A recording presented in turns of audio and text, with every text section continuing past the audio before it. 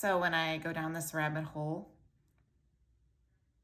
there will be different emotions that come from me because I am sharing a lot that sometimes I think is easier written down. But I know for all of us that I want to support, it's important that you hear it from me and you hear my words.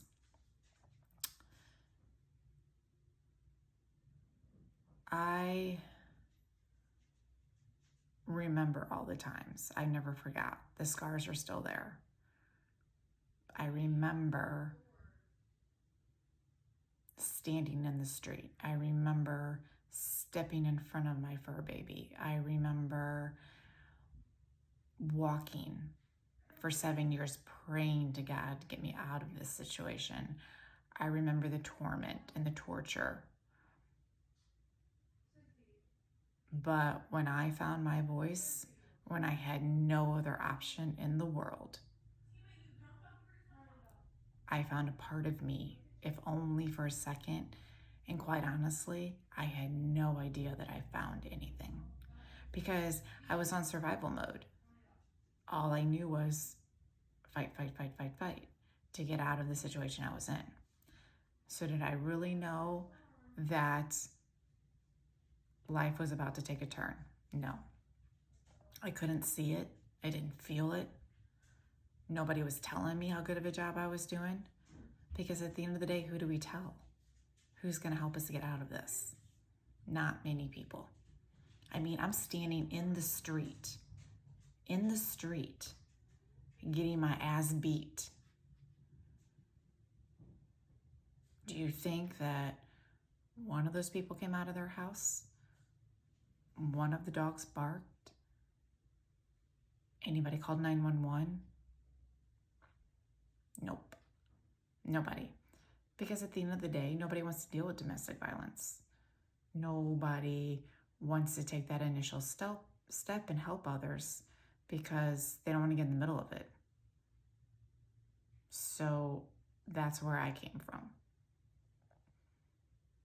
Getting my butt beat in the street to protect my dog, and then getting thrown up and down the steps just because it was fun to somebody. Because it was fun to have control over somebody. It was power. It was some sort of enjoyment.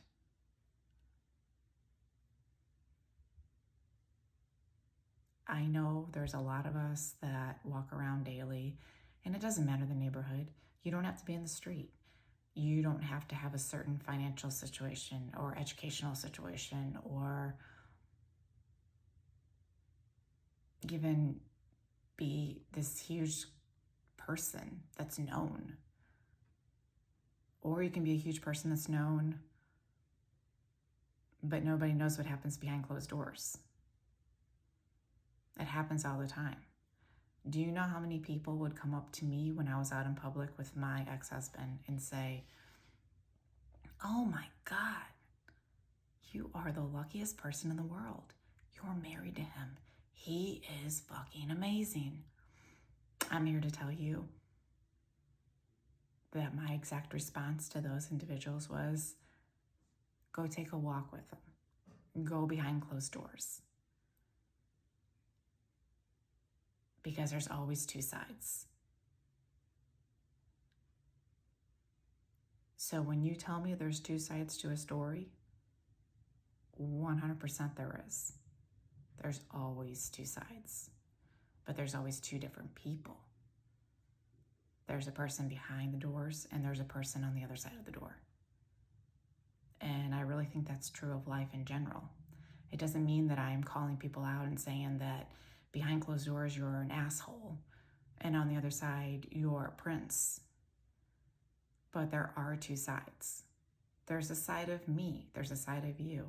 I'm different on the inside sometimes, but it's where your comfort level is. He was comfortable behind closed doors, doing what he did, saying what he said, and being a violent narcissist. When you're out in the environment, you got to put on a show. You got to look good because you're looking for your next victim. So just be careful.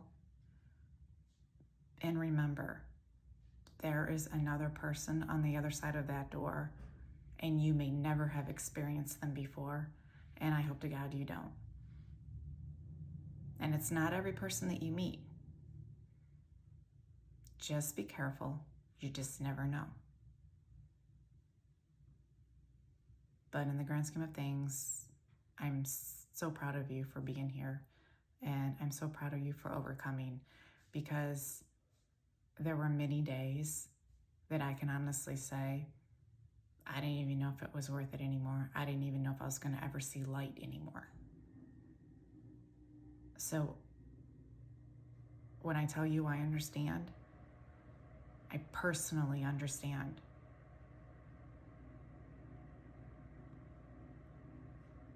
Please let me know if you need anything at all. Reach out.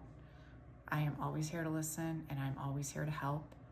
And remember, you are stronger than your last day.